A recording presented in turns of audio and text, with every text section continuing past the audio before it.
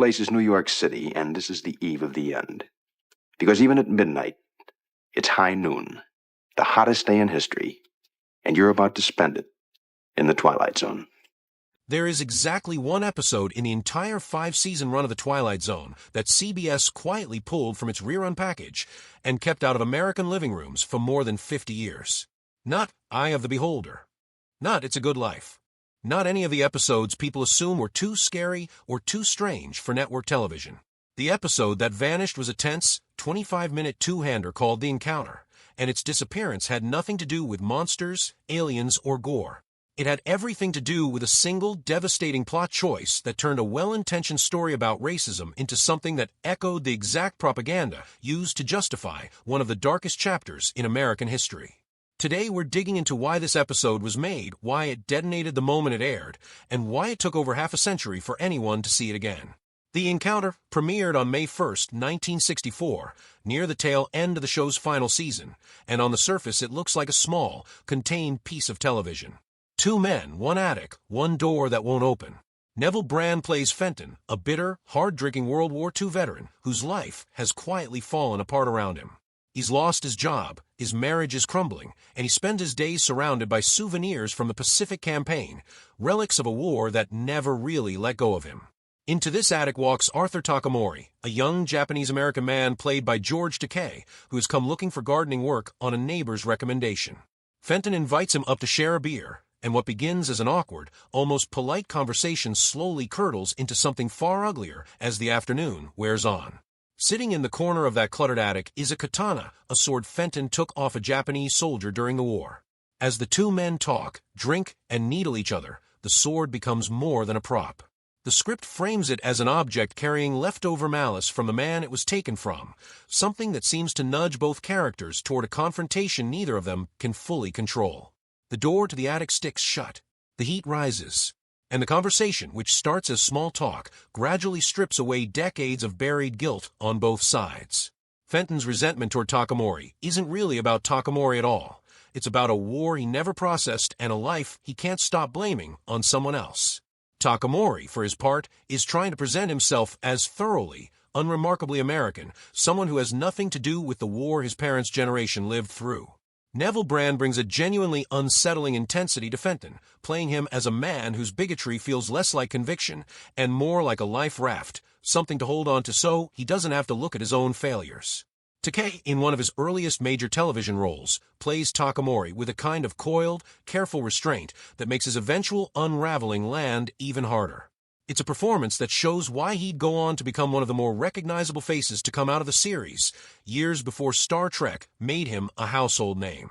The story escalates when Fenton admits, almost offhandedly at first, that he killed the sword's original owner after the man had already tried to surrender. It's an ugly confession, one that punctures the tidy image of the good war that American television rarely challenged in 1964. But the moment that actually sealed the episode's fate comes from Takamori, not Fenton.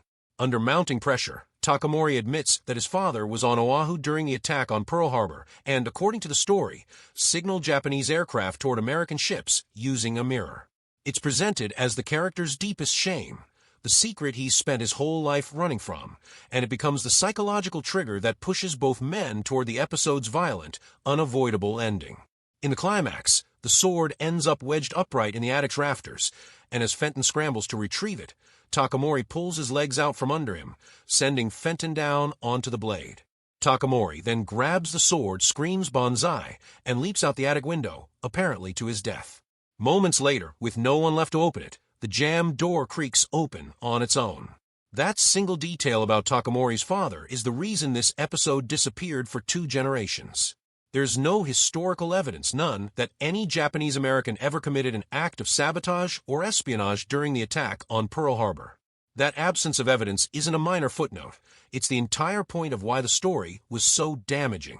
The claim that Japanese Americans on the West Coast and in Hawaii posed a hidden threat, that they might secretly be working for Imperial Japan, was the exact fear-mongering used to justify Executive Order 9066 in 1942. That order led to the forced removal and incarceration of more than 120,000 people, the overwhelming majority of them American citizens, based on nothing more than their ancestry. By giving Arthur Takamori a father who supposedly did the very thing that fictional wartime hysteria always accused Japanese Americans of doing, The Encounter didn't just tell a dark story about guilt and prejudice. It handed a piece of fiction to a myth that had already caused enormous, documented, real-world harm, and it did so barely 20 years after the internment camps had closed. Rod Serling, who produced and hosted the series, was one of the more outspokenly progressive writers working in American television at the time. Across the run of the show, he used the safety of science fiction to sneak in commentary on racism, conformity, nuclear paranoia, and mob mentality that never would have survived network standards if it had been set in the real world instead of some fictional town or alien landscape. That's part of what makes The Encounter, credited to writer Martin Goldsmith, such an odd entry in the catalog. It wasn't trying to be reckless. The intent seems to have been to draw a parallel between two men each carrying a private war crime, to suggest that hatred doesn't have a single nationality, and that guilt can poison anyone regardless of which side of a war they were on. But intent and impact are two different things, and in reaching for a shocking secret to match Fenton's confession, the writers landed on a lie that had already been used to strip American citizens of their homes, businesses, and freedom. The backlash arrived quickly. Viewers and advocacy voices within the Japanese American community objected to the episode almost as soon as it aired, pointing out that the story validated the fifth column, myth that had never been substantiated by a single documented case. CBS made the decision to hold The Encounter out of the syndication package that sent the rest of the series into decades of reruns, making it, according to television historians, the only original Twilight Zone episode never sent into general syndication. It wasn't destroyed. Copies survived, and the episode did eventually surface on home video releases of the series, often tucked away with little fanfare compared to the rest of the collection. But for television audiences relying on broadcast reruns, which is how most people watch the show for the next 50 years, The Encounter simply wasn't there. Fans who pored over episode guides would see the title and the cast list without ever having a real chance to watch it, and that absence turned it into something of a legend among collectors, a footnote whispered about more than it was actually seen. It's worth being precise about why it stayed missing for so long, because the story isn't quite as simple as network gets nervous and buries an episode forever. The show entered general television syndication in the mid-1960s and became one of the most rerun programs in American broadcast history, showing up constantly on local stations and later on cable throughout the 70s, 80s, and 90s. The Encounter simply never rejoined that rotation. The episode finally returned to broadcast television on January 3, 2016, when Sci-Fi included it in its New Year's Day marathon of the series, and it's now available in full alongside the rest of the show's catalog on streaming. George Takei, who was interned as a child himself during the very period the episode's plot twist distorts, has spoken about the role with a complicated mix of feelings over the years, valuing the rare opportunity it gave him as a young actor to carry a heavy dramatic lead, while also acknowledging how uncomfortable the script's central premise really was. What makes The Encounter worth revisiting today isn't just the controversy, it's what the controversy reveals about the difficulty of writing honestly about prejudice without accidentally reproducing it. The episode wanted to indict Fenton's racism, and in its own way it does, giving Neville Brand's character no real redemption and letting his hatred consume him along with everything else in his life. But by building a balanced moral equation where Takamori's secret mirrors Fenton's, the writers reached for a piece of pure fiction dressed up as a confession, and that fiction happened to be the same lie that had already justified stripping thousands of families of their rights. It's a reminder that both sides' storytelling doesn't automatically create fairness, especially when one side's flaw is documented historical fact and the other side's flaw is an invented slander against a real community. The Encounter wasn't the only time the show ran into trouble with sponsors, censors, or the public, even if it remains the only episode formally pulled from circulation. Serling had already fought hard just a few years earlier to keep He's Alive, an episode about a struggling neo-Nazi organizer played by a young Dennis Hopper, on the air over concerns that its imagery might do more to normalize hate speech than condemn it. The shelter unsettled sponsors by showing ordinary suburban neighbors turn violent against one another the moment a false nuclear alarm threatened their safety, undercutting the tidy, wholesome image of American domestic life that advertisers wanted attached to their products. These episodes stayed on the air and in rotation, controversial but intact, which is part of why The Encounter stands out as such an unusual case. It wasn't punished for being too bleak or too critical of American institutions. It was pulled because its central plot device caused real, specific, documented harm to a real community's history.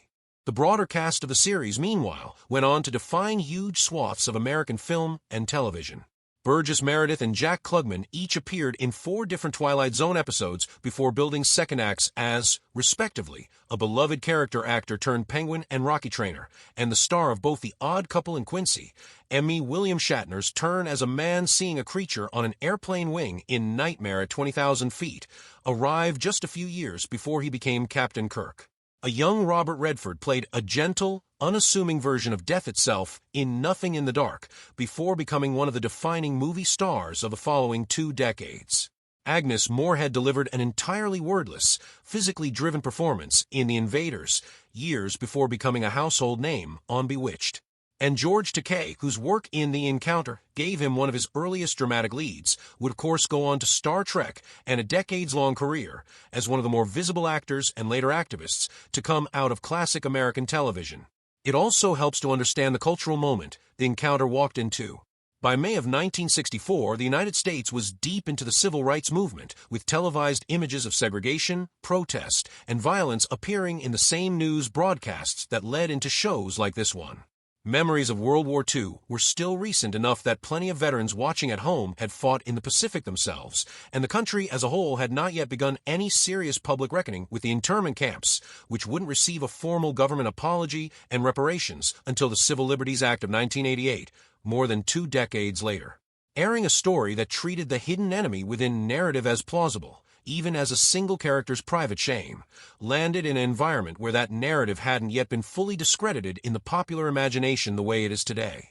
Context doesn't excuse the choice, but it explains why almost nobody in the writer's room seems to have flagged it before the episode went to air, and why the backlash, once it arrived, felt so immediate and so pointed. There's also a quieter irony sitting underneath all of this. The Twilight Zone spent 5 seasons building a reputation as the one show on American television willing to say the uncomfortable thing, the one place where a story about aliens or gremlins or a haunted mirror could smuggle in a real argument about conformity, prejudice, or nuclear dread.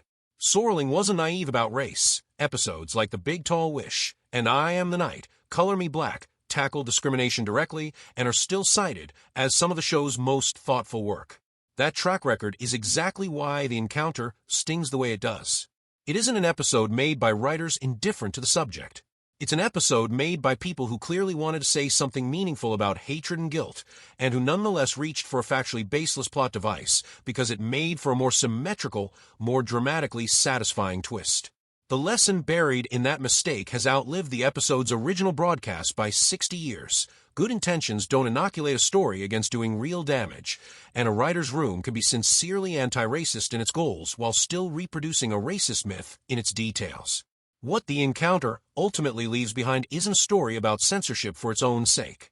It's a case study in how even a series built specifically to expose prejudice can, in a single misjudged plot twist, end up reinforcing the very thing it set out to dismantle.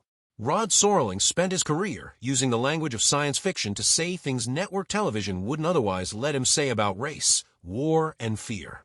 The Encounter shows what happens when that same instinct for a dramatic gut punch reaches for the wrong piece of history to twist.